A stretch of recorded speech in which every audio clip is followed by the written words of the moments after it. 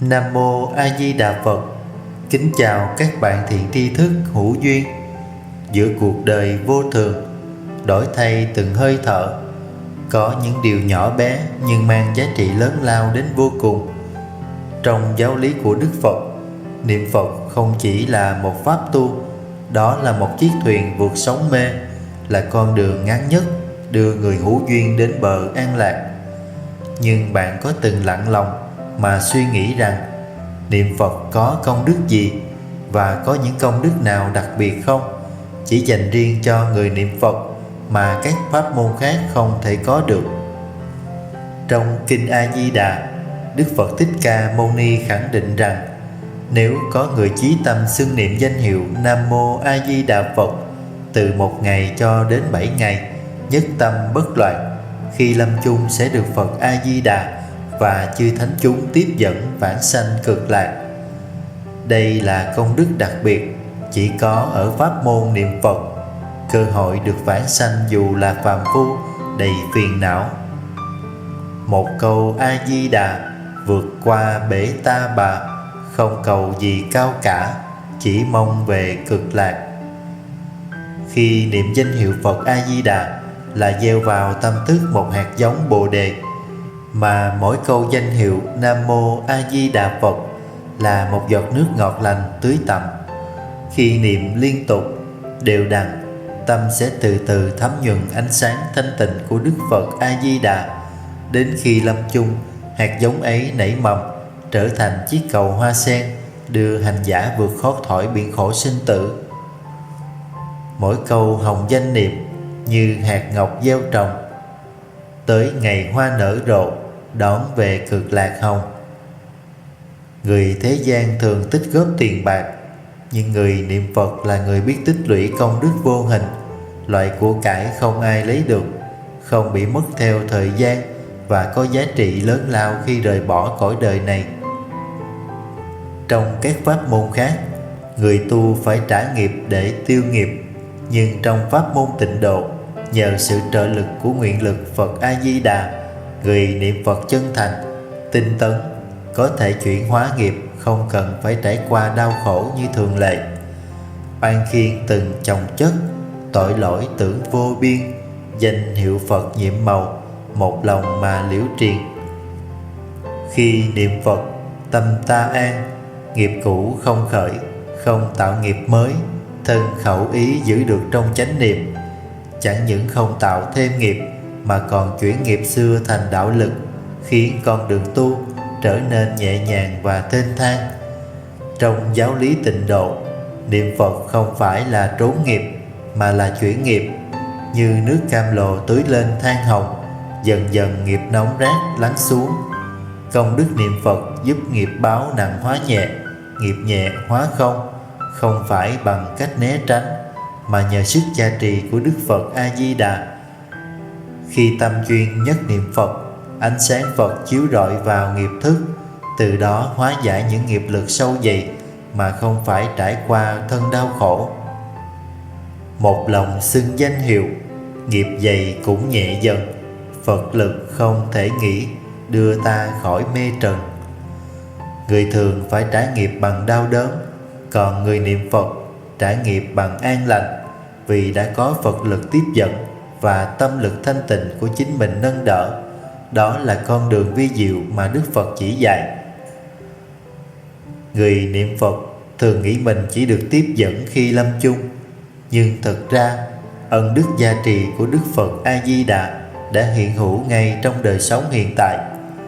Mỗi lần xưng niệm hồng danh, ánh sáng quang minh của Phật chiếu vào tâm, giúp người niệm Phật dần thoát khỏi lo âu, phiền não và tai ách. Những việc tưởng như khó khăn bỗng có đường mở, những cảnh ngặt nghèo lại hóa nhẹ nhàng. Ấy chính là lực gia trì vô hình nhưng hiệu dụng. Phật lực không hiện hình bằng phép màu ồn ào, nhưng thấm sâu vào tâm người niệm, làm cho tâm bớt vọng động, trí bớt mê lầm, thân bớt bệnh khổ. Đó là công đức vi diệu mà người đời khó nhận ra, nhưng người hành trì chân thật sẽ cảm nghiệm sâu sắc từng ngày. Không đợi đến lúc vãng sanh, ngay trong hiện tại, Người niệm Phật thường xuyên sẽ cảm nhận được sự an lành, thân tâm nhẹ nhàng, ít bị phiền não tác động. Đó là do ánh sáng và tự lực của Đức Phật A Di Đà thường xuyên gia hộ. Trong Quán Kinh, Bồ Tát Đại Thế Chí nói: nhớ Phật, niệm Phật, hiện tiền tương lai tất định thấy Phật. Trăm điều không thuận ý, câu Phật hiệu mỉm cười, bao ưu sầu tan biến, nhẹ tựa gió chân trời. Người niệm Phật như người luôn sống dưới ánh nắng mặt trời. Dù có mây mờ thì ánh sáng ấy vẫn luôn bao trùm, ấm áp và che chở. Người niệm Phật không chỉ tu cho bản thân mà còn tạo công đức lớn để hồi hướng cho oan gia trái chủ, khiến họ được siêu thoát hoặc chuyển hóa tâm sân hận. Nhiều người nhờ niệm Phật mà được bệnh tật thuyên giảm, tâm tình nhẹ nhàng, kẻ thù trở nên lặng yên, không phải vì may mắn mà do công đức niệm Phật đã làm dịu mọi ác nghiệp, hóa giải tâm sân, từ đó chuyển hóa cảnh đời. Một người niệm Phật thành tâm, đến lúc lâm chung sẽ không bị rối loạn tâm thần, không bị oan gia kéo lôi, mà tâm an trú trong Phật hiệu, được Phật tiếp dẫn. Điều này là công đức chỉ người tu pháp môn niệm Phật mới có, vì đây là pháp môn đới nghiệp vãng sanh, nghĩa là mang theo nghiệp mà vẫn được vãng sanh về Tây Phương. Hơi thở dần rút ngắn, mắt nhắm nhẹ như mây, tâm gọi A Di Đà, Phật đến rước đi ngay. Người niệm Phật chân thật, đến lúc lâm chung, được Phật A Di Đà cùng thánh chúng hiện thân tiếp dẫn, không còn sợ hãi, mê man hay bị nghiệp lực lôi kéo. Dù đời chưa đoạn hết phiền não, nhưng nhờ công đức niệm Phật tích lũy mỗi ngày, nghiệp ác không thể khởi lên, cảnh giới xấu không thể tiếp cận. Lâm chung tâm chẳng lo, vì có Phật đón chờ, sen vàng nở rực rỡ, xa hẳn cõi xa mờ. Đây là điểm vi diệu lớn nhất của pháp môn niệm Phật. Dù chưa tu đủ tam vô lậu học, chưa đọt giải thoát ngay trong hiện tại, nhưng nhờ nguyện lực của Phật và tín tâm của mình vẫn có thể thoát khỏi ba đường ác, không đọa lạc và vãng sanh về Tây Phương Cực Lạc. Không chỉ tự mình tu hành, người biết khuyên người khác cùng niệm Phật là đang gieo hạt giống giải thoát cho muôn đời sau. Mỗi lời khuyên, mỗi câu chia sẻ chánh pháp đều là một bậc thang đưa người khác đến gần Tây Phương Cực Lạc, và công đức này không thể nghĩ bàn. Giống như đốt một cây đèn rồi dùng ánh sáng ấy thắp sáng trăm ngọn đèn khác, ánh sáng không hề vơi mà còn thêm sáng rực rỡ. Một câu khuyên niệm Phật là mở cửa thiên môn, tâm lành gieo nhân thiện, kết quả đạo vàng son. Người truyền pháp niệm Phật dẫu chỉ gieo một hạt giống nhỏ vào tâm người, cũng đã kết duyên với Phật đạo cho cả hai. Phật A Di Đà hoan hỷ, chư thiên ủng hộ, và công đức ấy trở thành nền móng vững chắc cho sự vãng sanh mai sau. Khi bạn niệm Phật, bạn truyền năng lượng ấy đến gia đình, người thân, cộng đồng. Một người tu niệm Phật thành kính có thể khiến người khác cũng khởi tâm tu hành theo. Đây là phước báo to lớn. Đức Phật từng dạy rằng, người khiến kẻ khác niệm Phật gieo nhân vãng sanh, phước ấy không thể tính hết. Dù chỉ là một lời nhắc nhở, một câu khuyên cũng là mở ra cửa Phật cho kẻ hữu duyên. Trong khi nhiều người dễ lay động niềm tin trước sóng gió cuộc đời, người niệm Phật thường có tín tâm vững vàng, không bị mê lạc bởi tà kiến, không bị cuốn trôi trong cạm bẫy của thế gian. Tin sâu nơi Tam Bảo, chí nguyện vãng Tây Phương, tâm không theo gió lòng, định giữa ngàn đau thương. Niệm Phật lâu ngày, lòng người sẽ dần dần sanh khởi niềm tin kiên cố vào Phật, Pháp và Tăng, gọi là Tam Bảo. Tính tâm ấy không còn lay chuyển bởi nghịch cảnh, lời thị phi hay thử thách của cuộc đời.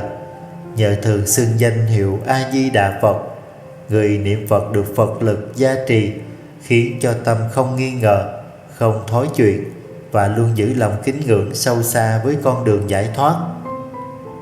Niệm lâu tâm vững chắc, tam bảo hiện trong lòng, dù đời nhiều biến động, chân tín vẫn vững trong.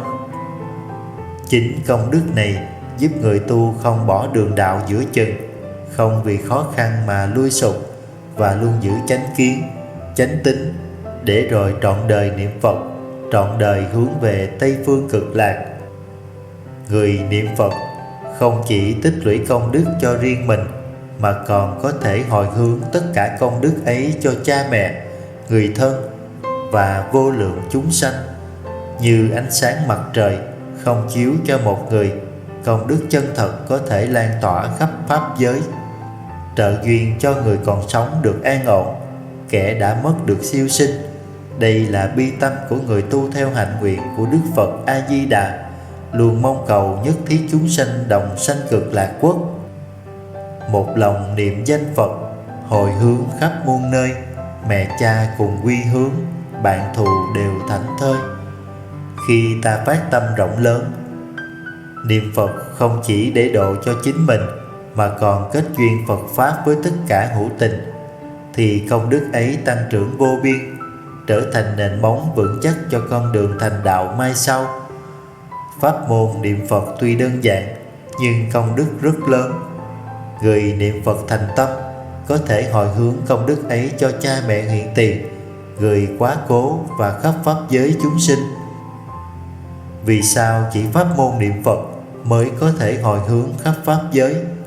Bởi danh hiệu A Di Đà Phật là thể hiện đủ của từ, bi, trí và nguyện. Xưng niệm danh hiệu ấy là hợp nhất tâm mình với tâm Phật, có sức cảm ứng vô cùng. Trong kinh Vô Lượng Thọ, Phật A Di Đà nói rằng: người nào thường xưng niệm danh hiệu ta sẽ được chư thiên bảo vệ, quỷ thần cung kính, tai nạn không thể xâm hại. Gió chẳng lay được núi, ta chẳng phá được tâm, niệm Phật thành trì vững, thiên long cũng thảy mừng. Người niệm Phật chân thành không những được chư Phật gia hộ, hộ trì, mà các vị thiên thần, hộ pháp cũng theo bảo hộ, giúp thuận duyên cho việc tu hành. Kính thưa các bạn, cuộc đời này là một hành trình vô thường. Mỗi người chúng ta như những lữ khách đi qua cõi trần mộng ảo. Trong cuộc hành trình ấy, pháp môn niệm Phật chính là chiếc thuyền từ đưa ta vượt qua biến khổ sanh tử, và công đức từ niệm Phật chính là hành trang vững chãi nhất, giúp ta an ổn hôm nay, giải thoát cho mai sau. Mỗi câu niệm Phật Nam Mô A Di Đà Phật là một hạt giống thiện lành. Mỗi một lần khởi tâm hướng về Tây Phương Cực Lạc là một bước tiến gần hơn đến bến bờ giải thoát. Những công đức vi diệu dành riêng cho người niệm Phật, từ chuyển hóa nghiệp chướng, được Phật gia trì, đến vãng sanh an lành, đều là kết quả của tín tâm, nguyện lực và sự hành trì không gián đoạn. Người biết niệm Phật không chỉ tự cứu mình, mà còn có thể cứu giúp vô lượng chúng sanh. Người niệm Phật hôm nay chính là Bồ Tát của tương lai, và trong ánh sáng vô lượng quang của Đức Phật A Di Đà, chúng ta không còn cô đơn, không còn sợ hãi, chỉ còn niềm tin, niềm an lạc và con đường thênh thang về miền Cực Lạc. Nguyện cho tất cả chúng sinh giữ được tâm thanh tịnh trong từng hơi thở. Nguyện cho hồng danh A Di Đà Phật luôn hiện diện trong từng niệm tưởng. Nguyện cho tất cả chúng ta đều đầy đủ tín, nguyện và hành, một đời này quyết định vãng sanh về cõi Tây Phương Cực Lạc. Nguyện người nghe pháp này sanh lòng tin chẳng lay, một câu A Di Đà về sang báo sáng ngời. Nam Mô A Di Đà Phật. Thành kính tri ân quý vị đã lắng nghe.